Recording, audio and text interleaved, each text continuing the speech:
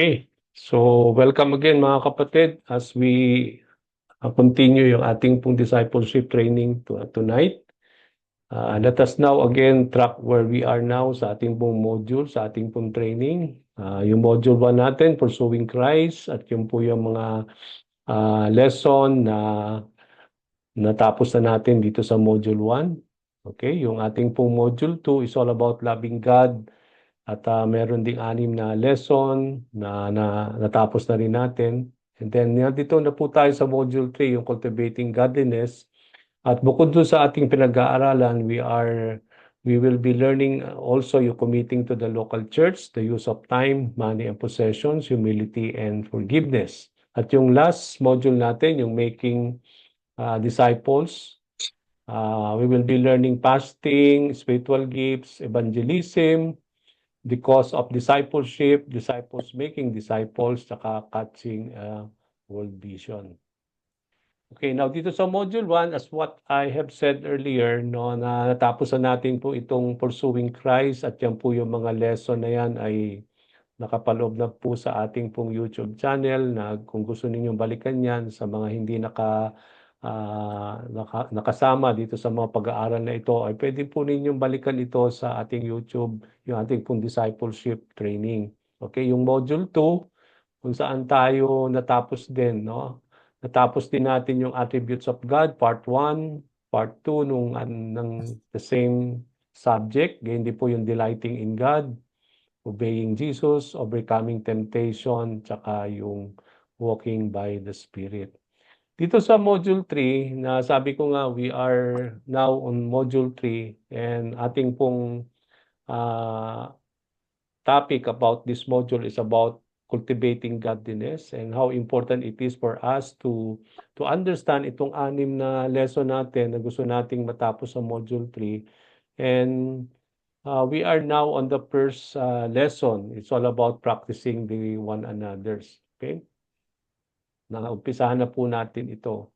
At ang gusto po nating alamin dito sa pagpuputuloy po ng ating training is that we have gone so many passages already sa mga previous lessons natin o sa ating pong mga natutunan na so far at ang ating pong inaalam sa bawat verses is that ano ba ang responsibilidad natin sa isa't isa dito sa simbahan na ito at paano ba natin ito mai-apply sa ating pong buhay bilang mananampalataya at bilang may relasyon sa isa't isa, no? Sabi nga natin last time, meron tayong ministry to one another, no? Hindi tayo pwedeng isolate natin yung sarili natin, but then we are called by the Lord to be part of this local church.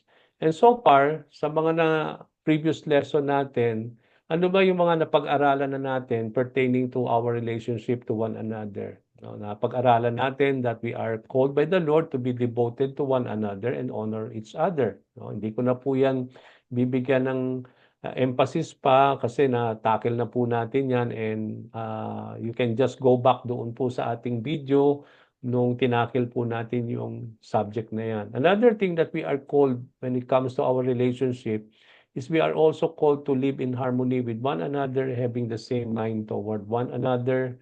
And another thing that we have learned so far is that how we are called to love one another, tapos build up one another. Natutunan na din po natin mga kapatid yung how we are called to accept one another, then admonish or instruct one another, have the same care or equal concern for one another. Then we are also called to serve one another in true love, and then show tolerance to one another in love or bearing with one another in love. And then be kind and compassionate to one another by forgiving one another. Okay? Another 3 things that we have learned so far sa ating pong session last time. We are called to be subject to one another or submit to one another in the fear or out of reverence of Christ. Next is that value others above yourselves or regard one another as more important than yourself and then bear with each other. Diyan po tayo natapos last time, no? And then ito nga po, we will pick up from there and then we will continue to learn some more passages tonight as we go along with our session po today. Okay, now here, sabi po sa 1 Thessalonians chapter 4 verse 18, if you will repeat in your manual, ito po yung isa sa mga another topic or another commandment that we can see from the scripture is ito pong 1 Thessalonians chapter 4 verse 18. Okay? Ang sinabi dito ni Paul, no, is that therefore encourage one another with these words. So, para po mapadali tayo, I will not allow muna ang bawat isa na mag-answer so that we can complete muna ito so that we will able to finish this lesson, no? So, ang gagawin ko po, ako na lang muna po mag-explain sa inyo. And so, you just write it on your manual muna, yung mga sagot, and then we will try to explain this further, no? Now, dito po sa ating 1 Thessalonians chapter 4, verse 18, we are called again to encourage one another with these words. Okay? Now, ibig sabihin nito, paano ba tayo mag-encourage sa isa't isa, no? At sinabi dito ni Paul that we are called to encourage one another with these words. And he is referring to what? To the word of the Lord, no? Ibig sabihin, kapag tayo ay nag-encourage sa isa't isa. So here, ang command dito that pertains to our relationship is that we are to comfort or to encourage one another.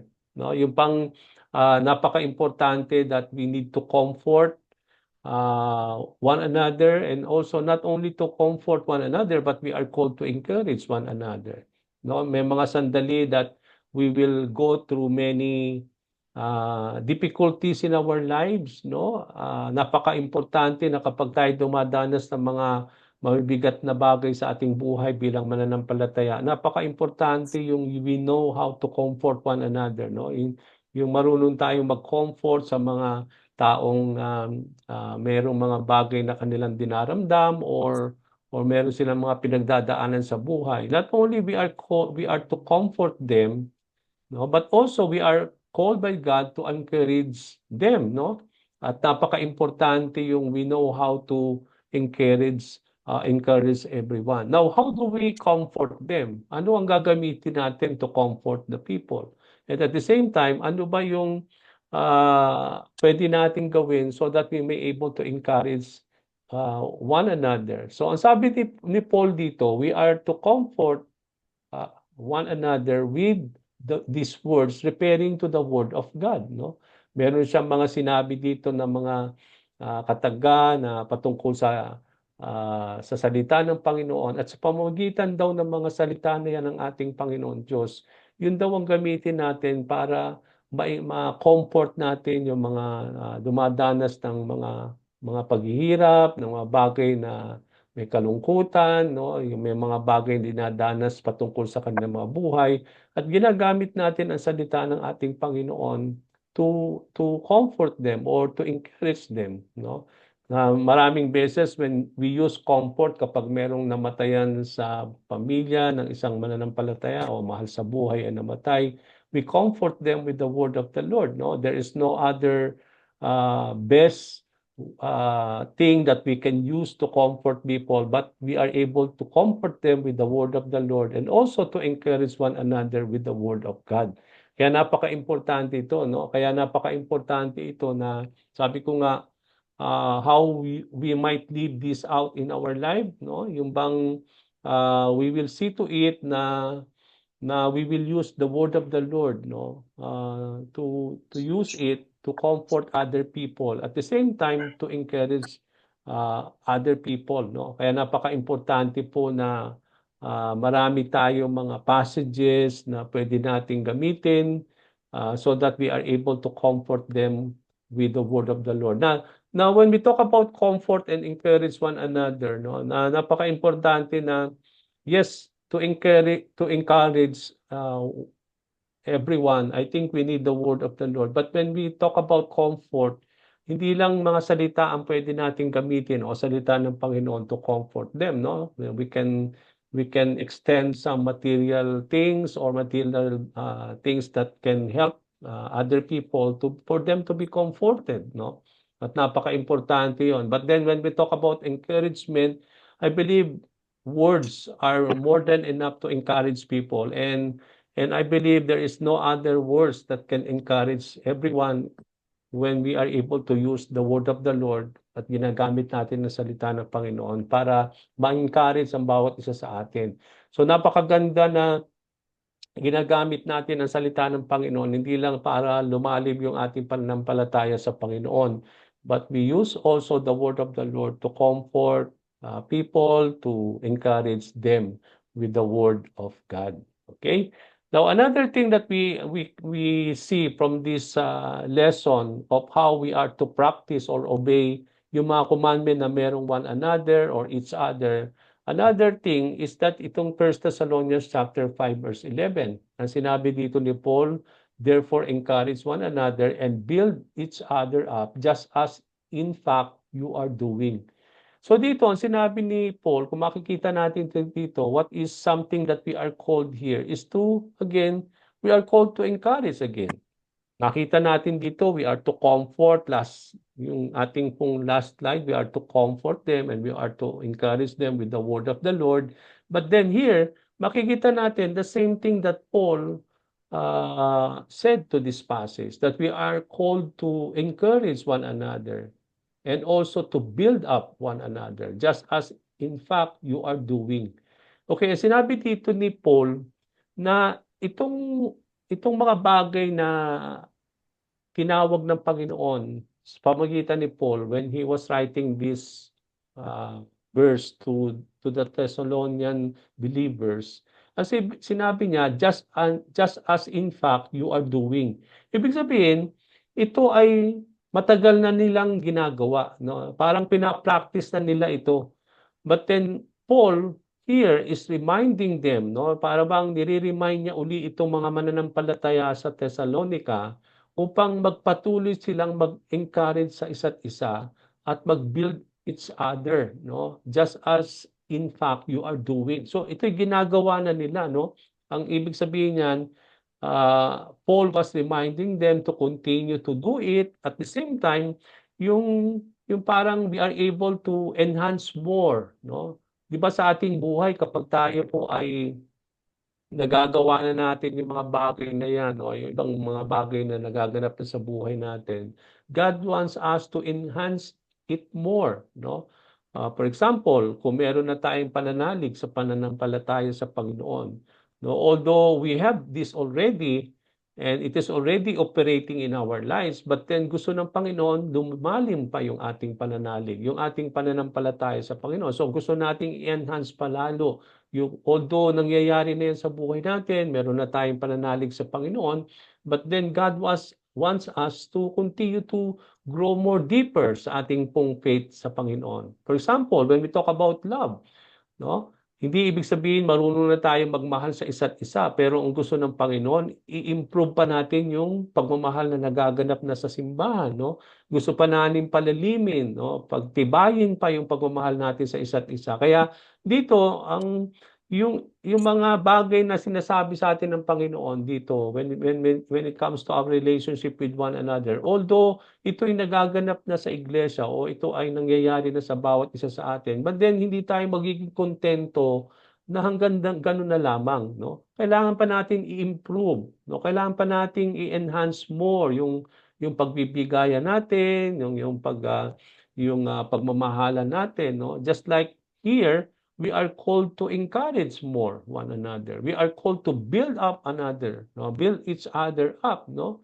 Kahit ito po ay nagagawa na natin o ito ay parang evident na sa buhay natin sa ating church, but then we just in fact that we are doing it, we have to enhance it more. Yung palalimin pa natin itong mga bagay na ito na ating pong nagagawa na sa ating iglesia. So, to encourage is to build up. No, kapag nag-i-encourage tayo, ano ang motibo mo? Ibig sabihin nung gusto mo na ma-build up yung ini-encourage mong tao. Bakit ka nag-i-encourage? Kasi maaring na nagkaroon ng frustration ng isang tao or nagkaroon na disappoint, no? Nagkaroon ng mga bagay na parang parang ayaw na niya magpatuloy, parang gusto na niyang tumigil. So that's the time that we need to encourage them. We need to build up them again, no? Kasi nawala sila ng pag-asa or parang nawala ng gana, no? And somehow na-frustrate, na-disappoint sa mga bagay na nangyari. Kaya we are called to encourage them. At the same time, as you encourage them, ang ating pong aim, yung ating pong purpose is to build them up again. Okay, yung para ma-build up uli yung kanilang pananalig, ma-build up uli yung pag-asa nila, no? So that they may able to find hope again as we encourage them. So kaya napakaganda po ito, no? Sabi nga natin that as we learn this, it is important na yung mga bagay na hindi pa natin nagagawa ay magawa natin. Yun namang mga bagay na nagaganap na at nakikita na natin na parang nagagampanan natin sa ating relasyon sa ating church, ay kailangan na i-enhance pa natin, no? I-improve pa natin ito para lalo pang lumalim yung ating yung ating relasyon sa isa't isa. So here we are called again to encourage and to build up one another. Sabi ko nga, to build up one another is to yung palaguin, no? Hindi ang intensyon natin ay lumago ang bawat isa, no? Sa ating buhay, hindi to para hindi ang purpose natin is not to tear each other apart, no? It's not ang ating pong purpose is not to tear each other, but we are called to build up one another. Hindi natin sisirain ang mga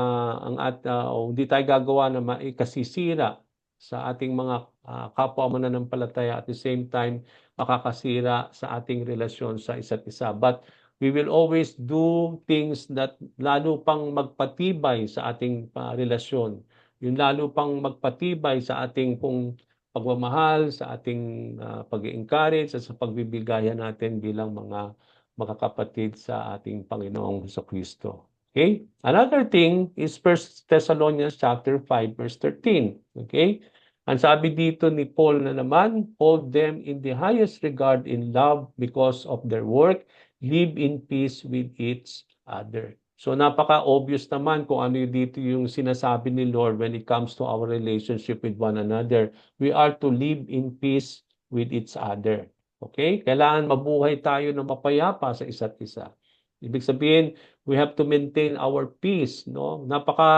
Napakainam na manatili yung kapayapaan sa ating mga puso, no? We are at peace always with one another. Hindi tayo naghahanap ng away o hindi tayo nagiging susi ng pag-aaway ng isa't isa. But then we have to work out our peace with one another, no? Maging mapayapa tayo sa isa't isa, no? At napaka-importante po ito sa ating iglesia, no? Sabi nga ni Jesus Christ, no, peace I give you, I leave you and peace I give you, no? Gusto niyang iiwan yung kapayapaan na nanggagaling sa kanya. Sabi nga natin, itong kapayapaan na gusto ng Panginoon sa bawat isa sa atin, when we are able to have peace in our hearts or we are able to live in peace, yung para bang kapag tayo po ay namumuhay na may kapayapaan, kahit may kaguluhan, no? Kahit may mga sa paligid natin ay parang merong mga crisis o may kaguluhan, itong peace na ito na gusto ng Panginoon sa buhay natin ay yung parang nananatili, yung kapayapaan na nanatili. Dahil ang kapayapaan na yan ay nanggagaling sa Panginoon, kaya hindi ito nawawala, no? Sabi nga natin, it is peace in the midst of trouble. It is a peace that in the midst of crisis. Yan yung peace na gusto ng Panginoon na tanggapin natin. At yan yung kapayapaan na ating ipinamumuhay sa buhay natin sa isa't isa, no? O kaya we need to live in peace with each other. Hold them in the highest regard in love because of their words, sabi dito. And we have to live in peace with each other. Kaya napaka-importante, sabi nga ng Panginoon sa Beatitudes, no? Blessed are the peacemakers, no? It means to say, bilang mga disciples ng Panginoon, napaka-importante that we are to be men and women of peace, no? We are able to live in peace with each other. So kailangan na pinapanatili natin yung kapayapaan natin, yung mapayapa tayong gumagawa sa simbahan, o mapayapa tayo sa lahat ng mga bagay na ating ginagawa sa Iglesia ng Panginoon. At the same time, mapayapa lagi ang ating relasyon sa isa't isa. No? We need to maintain that peace, not only to maintain that peace, but we always live in peace with one another. Okay, napaka-importante po yan. No? We are not people na laging nag-aaway or something o nagkakaroon ng mga bagay na hindi maganda sa loob ng katawan ni Kristo. But then, napaka-importante that we are able to live always in peace with one another. Okay? Again, 1 Thessalonians chapter 5 verse 15, no? Marami tayong nakita dito sa 1 Thessalonians chapter 5. Now, sabi dito, make sure that nobody pays back wrong for wrong, but always strive to do what is good for each other and for everyone else. So, anong dito? So, do what is good for each other and do what everyone else. Always seek after that what which is good for one another and for all people. So dito sabi niya, make sure that nobody pays back wrong for wrong. Okay? So how do we retaliate, no? When we talk about retaliate, no, kapag may ginawa sa yung masama, normally we want to pay back what we have received. Okay? Kaya nga kung if someone had done something wrong to you, ang gusto natin is always to get even with that person and we pay back also something wrong, no? Kaya dito sabi ni Paul, make sure that nobody pays back wrong for wrong. So if somebody had done wrong to you, we have to pay it back with something that is right, no? Hindi tayo gagawa rin ng hindi maganda, no? Sabi nga ng Panginoon kung sabi niya, no, kung ikaw ay binato ng bato, batuhin mo raw siya ng tinapay, no? So sabi nga, no, if somebody slap you on your left cheek, then you also give your right cheek, no? So dito, we will not pay back what wrong that has been done unto us, but we will always do what is right. Okay? Because we are, sabi nga, we are children of God. At as children of the Lord, ganun tayo bilang magkakapatid sa pananalig natin sa Panginoon. Kahit may mga bagay na sometimes hindi natin maiwasan sa ating iglesia, sa ating pamilya, sa ating Panginoon na sometimes yung nakakahuwa tayo ng mga bagay na hindi maganda sa ating kapwa mananampalataya. Pero hindi natin to sinusuklian ng kamalian din, no? Kundi kung nakagawa man ng hindi maganda ang ating kapatid sa pananalig, but then susuklian natin ito ng tama upang makorek yung taong ito or ma-restore tayo sa isa't isa sa ating relasyon sa bawat isa, no? But sabi dito, do not pay back wrong, but always strive to do what is good. No? Kaya nga, hindi natin susuklian yun ng mga bagay na mali, pero we will always strive to do what is good. Kahit man ang ibinigay sa atin, ang tinanggap natin ay hindi maganda, but susuklian natin ito ng mabuti pa rin. No? Because that is what God says. No? We always strive. We always make effort to do what is good for one another and for everyone else. So, do what is good for each other and for everyone else. Laging, sabi ko nga nung ating pong mensahe yesterday, no? If you remember in Titus chapter 3, yun po yung sinare ko sa inyo kagabi sa ating pong Bible sharing. Napaka-importante that we were reminded in that passage that we have to do what is good now, no? Kasi nung mga panahon na tayo po wala sa Panginoon, we always do what is wrong and what is not right, no? But now that we are in the Lord, binago na tayo, ginawa na tayong bagong nilalang ng Panginoon, everything has become new, then we have to concentrate and seek what is good, no? Tayo ay dapat mga anak ng Panginoon who will always do what is good. Hindi lang yon sa ibang tao, kundi lalo tigit sa lahat sa relasyon natin sa isa't isa bilang mananampalataya, sa ating pong relasyon bilang magkakapatid sa Panginoon. So, we always strive to do what is good for one another, no? And always seek after what is good for one another and for all people. So hindi lang ito for one another but for everyone.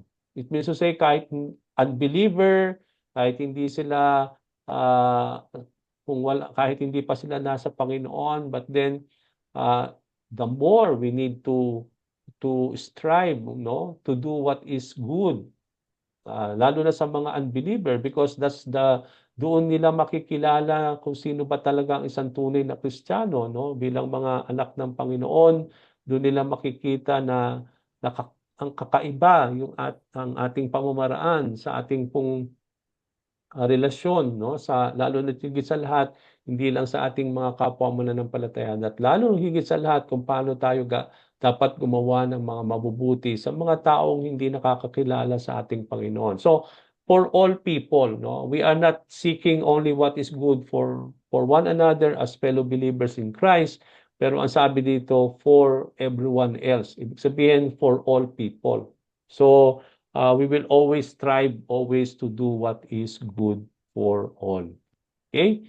Hebrews chapter 10 verse 24. Another commandment from the Lord. Sabi dito, let us consider how we spur one another on toward love and good deeds.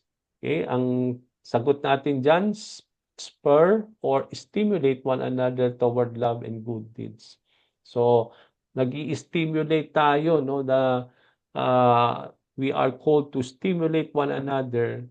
In what way? In love and in good deeds. Ganoon na naman, no, sa paggawa ng mabuti, sa pagmamahal sa isa't isa. And we see to it that we always stimulate that. No? Alam ko na mahirap po gawin ito, no? Yung when we know yung mahalin mo ang isang tao o mahalin mo ang kapwa mo mananampalataya mo, minsan napakahirap gawin yan talaga, no? But then we have to spur it, no? We have to stimulate that so that we are able to extend that love, no? So that we are able to do what is good, no? Kaya napaka-importante po ito na we have to cultivate it, we have to spur it, somehow na para bang it is not something that will happen normally, no? Hindi ito normal na kusang mangyayari yan in the body of the Lord, but we have to stimulate it, we have to spur it so that it will work toward what is towards love, and also it will work toward good deeds. Okay?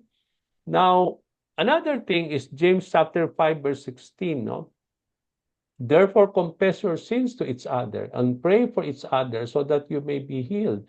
The prayer of a righteous person is powerful and effective. Very obvious naman dito, mga kapatid, from James, na what is something that we are called here that relates to our relationship is that we are to confess our sins to one another and pray for one another.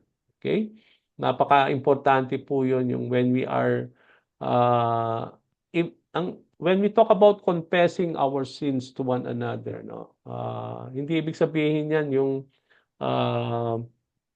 'di ba yung sa ating pong in our religion before, we have to confess our sins sa mga pare, no? Is this what this passage is telling us? Now, when we talk about confessing our sins to each other, no, it is in the form of praying, no? In the form of praying, no? Kasi 'di ba, ang context dito kasi sa James chapter 5 is when we pray. And when you are praying, it is important that we need to confess our sins, no? So hindi ibig sabihin to that we will have to confess to each other, but ang sinasabi ni Paul dito that whenever we pray, no, especially when we pray for each other, napaka-importante that we are able to confess our sins, no, so that we are able to somehow be right in the sight of the Lord. At the same time, pwede naman na gawin natin ito in terms of also literally, no? Pero sometimes ito ay hindi napakadali gawin. Kasi, kunyari, paano ko i-confess sa kapatid ko, sa sister ko o sa brother ko sa church na meron akong mga nagawang hindi maganda, no? Sometimes hindi mahihiya ang sabihin yon, di ba? So that, but we are called to confess our sins to God, no? But then meron naman din mga pagkakataon that you can, if you have a well-trusted sister or well-trusted member of the church, no? Hindi naman din nakakahiya na i-confess natin yung ating mga nagawang mga pagkakamali so that they can also help us, no? So that they can encourage us as well. So here, we are called to confess our sins to each other, no? Although mahirap ito gawin sa church because sometimes we don't want other people to know our weaknesses. We don't want to know other people, yung mga nagawa nating hindi maganda. But even though we can confess it with God, to God, no, directly, but then it is not, hindi naman din kasamaan because we are related to one another naman in this church, in the church. Kaya nga napaka-importante na maging malalim pa yung ating relasyon sa isa't isa. Kasi kung hindi po ma-establish yung ating relasyon sa isa't isa at maging malalim pa tayo sa ating pong trust sa isa't isa, hindi ito mangyayari sa ating iglesia yung we are able to confess our sins to one another, no?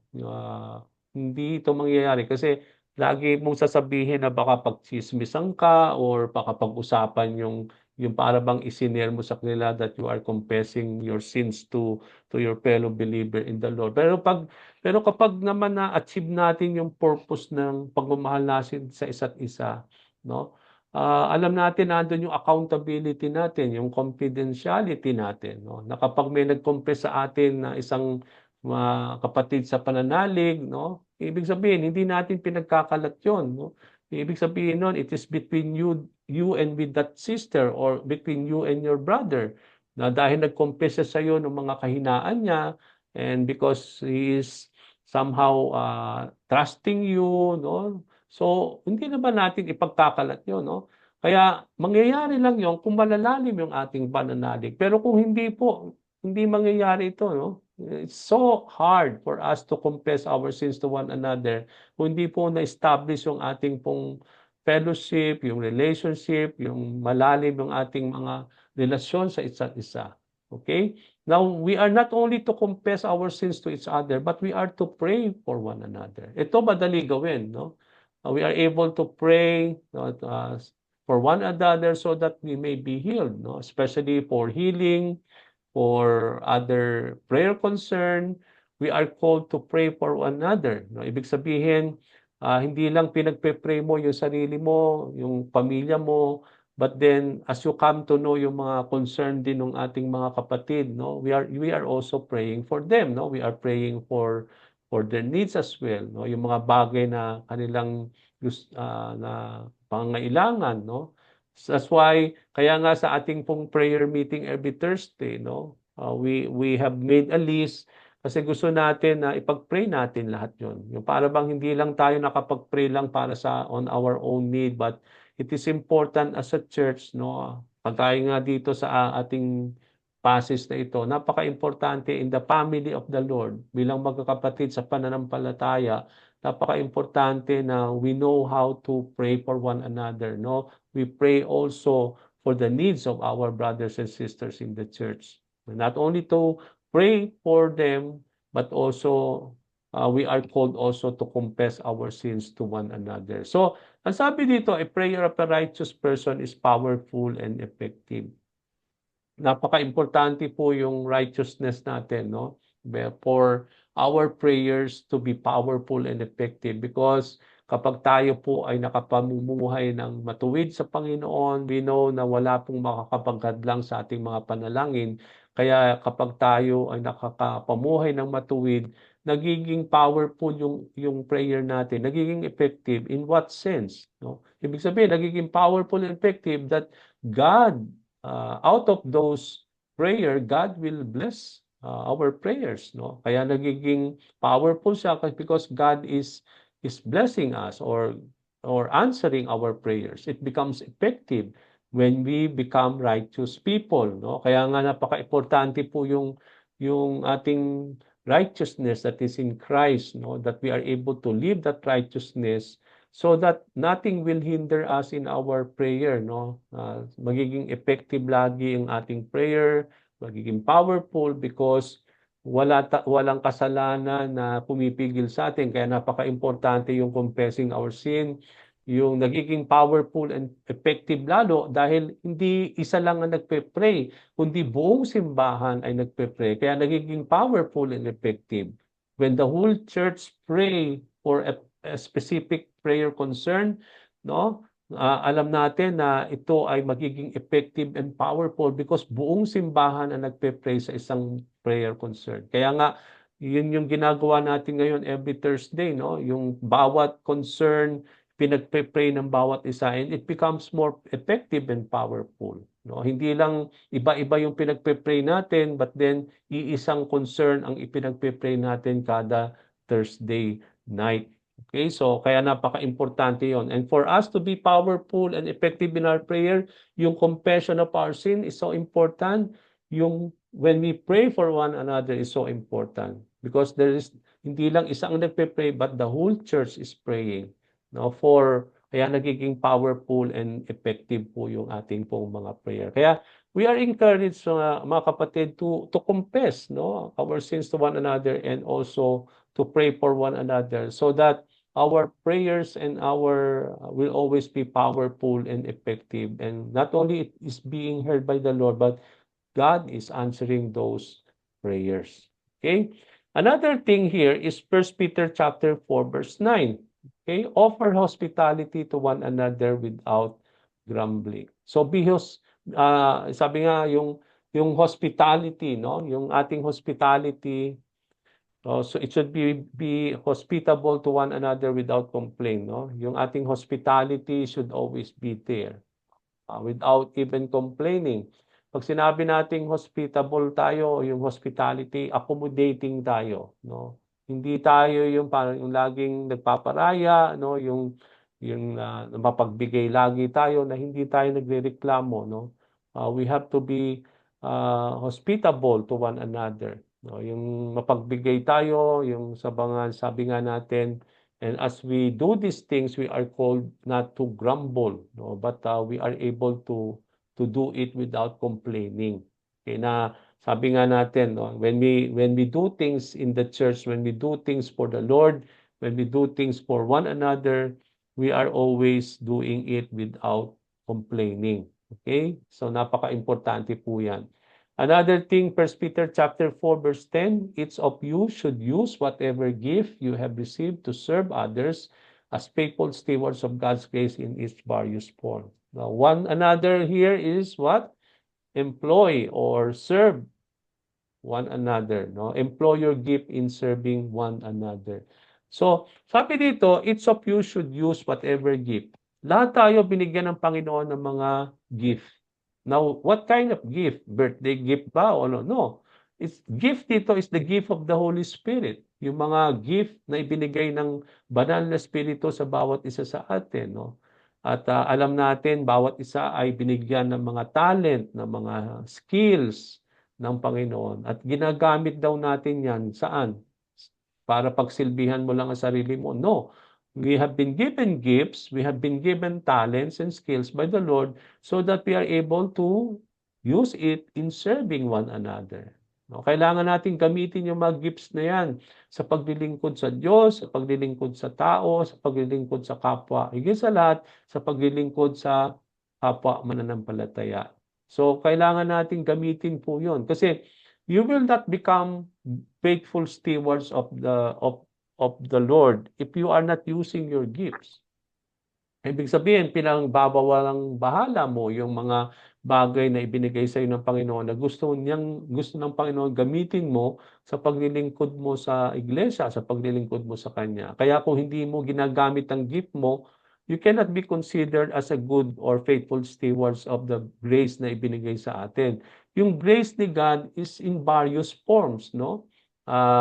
Kailangan natin hindi lang gamitin yung ating pong mga gift na ibinigay ng Panginoon sa paglilingkod sa isa't isa. But then, yung bawat grace na idinudulot ng Panginoon, alam natin na pag sinabi nating the grace of the Lord, ibig sabihin, it is in various forms, sa iba't ibang mga bagay. No? Hindi lang po pag sinabi nating grace ay makikita lang natin yung grace na yan sa isang area ng buhay natin. But then, sabi nga, your grace is abounding in our lives. Sabi nga natin sa Panginoon. Lagi nating pinagpe-pray, no?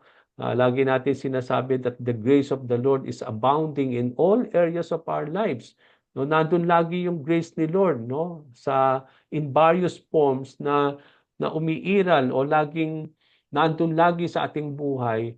At sabi nga, we need to become faithful stewards, no? Mabuting katiwala ng mga pagpapala na yan ng Panginoon, ng mga bagay na idinulot sa atin.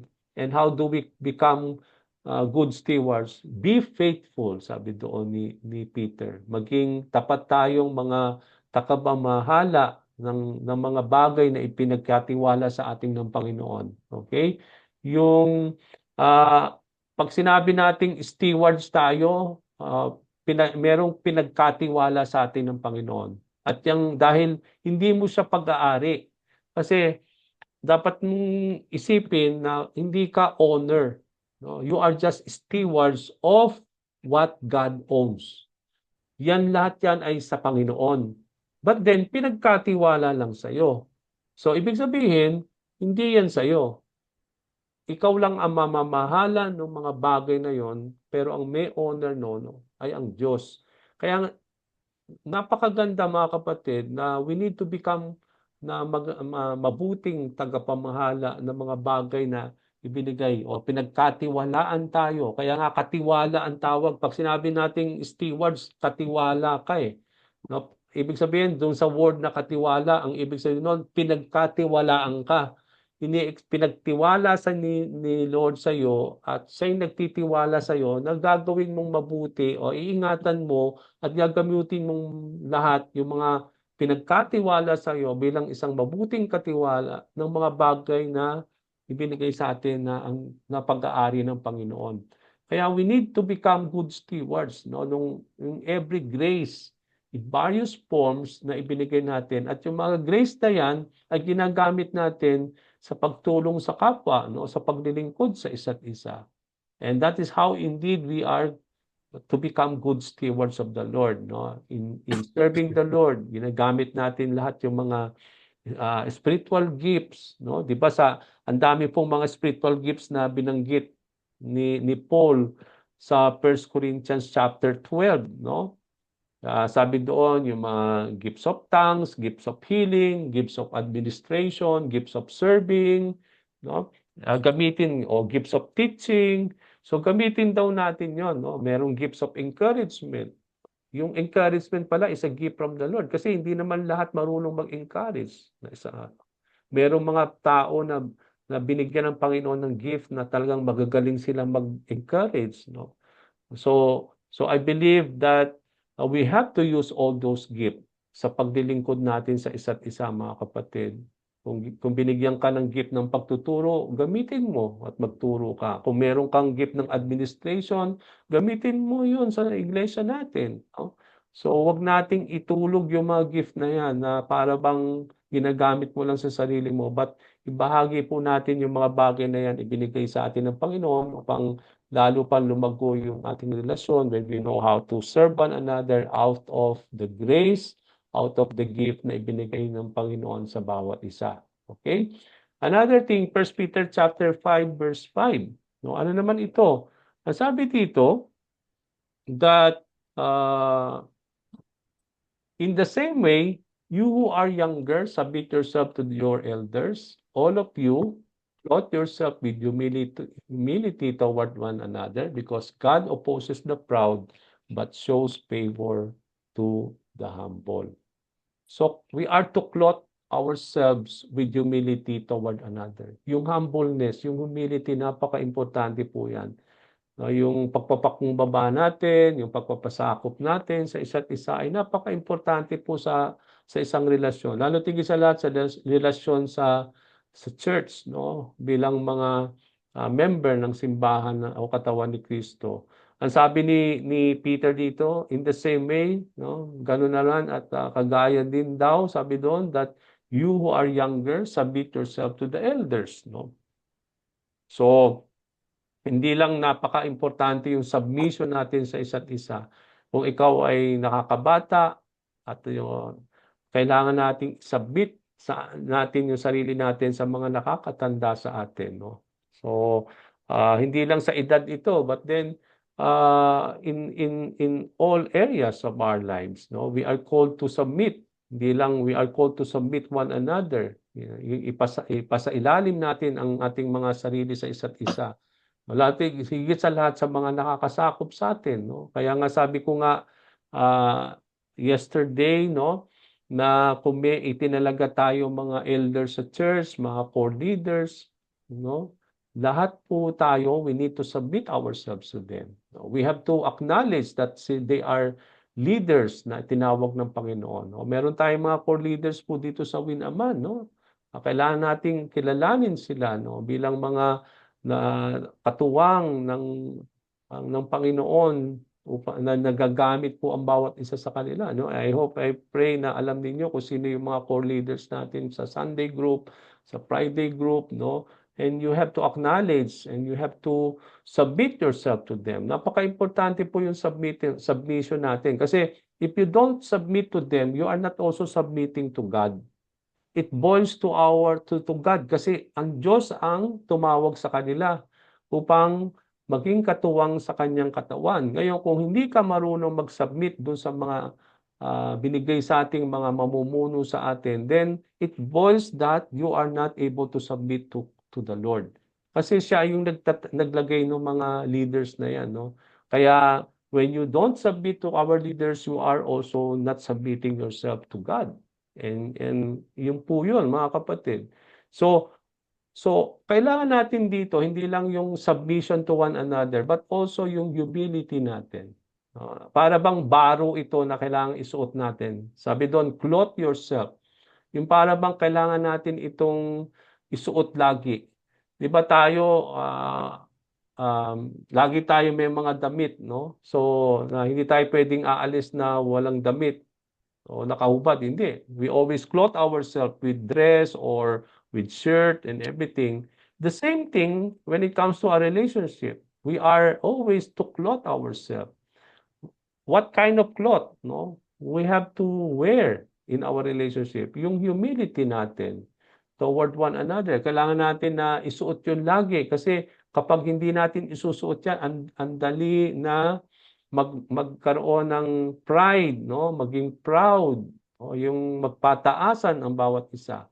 But then kapag tayo po ay filled with humility, no, walang nagpapataasan, no? We are all equal together in the sight of the Lord. Kaya nga sabi dito ng Panginoon, God opposes the proud.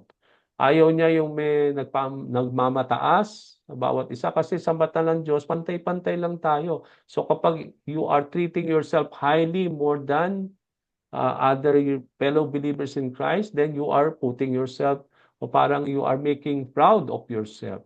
But God will oppose you, sabi dito. That because He wants us to be humble, no? To show favor. But then He will always oppose the proud, but He will always extend favor to those who know how to humble themselves. Okay, yung pagpapakumbaba natin, mga kapatid, is so important in our relationship. We don't need to be proud. Huwag pong pairalin yung mga pride natin, yung kayabangan o yung mga bagay na para bang minamataas mo yung sarili mo more than any other in the church, no? So that will always, sabi natin, will create problem in our relationship. But we are to stay humble always, no? In our lives, yung humility natin, so that we will continuously receive favor from the Lord. Kasi God will always show favor if you know how to humble ourselves. If you know how to humble, if we are filled with humility with one another, sabi doon, God will always show favor unto us. He will always show favor to the church. Kaya napaka-importante po itong mga bagay na natututunan natin, mga kapatid, no? So, here, I will not tackle these things, no? But then, napakarami na nating natutunan, no, na one another dito, no, since we started this, no, ang dami po, no, encourage, comfort, care for one another, build up one another, no, sabi nga natin doon, love one another, no? Napakarami po nating natutunan dito sa lesson na ito. Then I hope and I pray hindi ito masasayang lang. Yung para bang naalaman lang natin, but it is our hope and prayer na ma-practice po natin ito. Now, as your assignment, at itatakil po natin ito next week. Although wala tayong pong discipleship, kaya nga ginawa natin ngayon online ito kasi this coming Sunday, magkakaroon po tayo ng this Friday and Sunday after our table fellowship, after ng food fellowship, magkakaroon po ng meeting sa lahat. So I hope and I pray magstay lang po tayo. Hindi naman po magiging matagal po yung meeting natin, no? So I hope and pray na huwag tayong magmadali na umalis kagad this coming Friday and Sunday after nung ating fellowship, yung ating pong food fellowship. Very short lang po itong meeting because I want to consult everyone. No? Gusto kong marinig po ang bawat isa. Ano ba yung mga suggestion ninyo? So we will able to hear from everyone, and kung hindi kompleto ang lahat, so hindi natin madidinig kung ano yung mga gusto ninyong o mga suggestion ninyo. Kaya napaka-importante that we need to hear from all, yung lahat ng members na present this coming Friday and Sunday. So I hope that you will be present po this coming Friday and Sunday sa ating pong meeting, no? Sa ating consultation po sa everyone. So ang magiging assignment ninyo next week, kapag nagtuloy tayo ng physical natin sa training, ito po, parang magiging assignment ninyo, itong question 2 na nasa inyong manual. What must your involvement in the local church be like in order for you to obey these commands? Okay, naman natin yung mga commandments, obey, ang dami nun, no? Yung balikan ninyo yung manual ninyo sa question number 1, ang daming verses doon na ibinigay dyan sa, na tinakil natin up to this time. Balikan nyo uli daw yon. Okay? Ang tanong, what must your involvement in, ano yung gagawin mo? Ano yung magiging involvement mo sa simbahan natin in order for you to obey these commands? And then another question, will it require just a casual relationship or strong commitment? Ano bang kailangan mo dito? Para bang kailangan ba natin ng strong commitment para magampanan yon, or kailangan lang talaga na parang casual lang yung relationship natin sa isa't isa?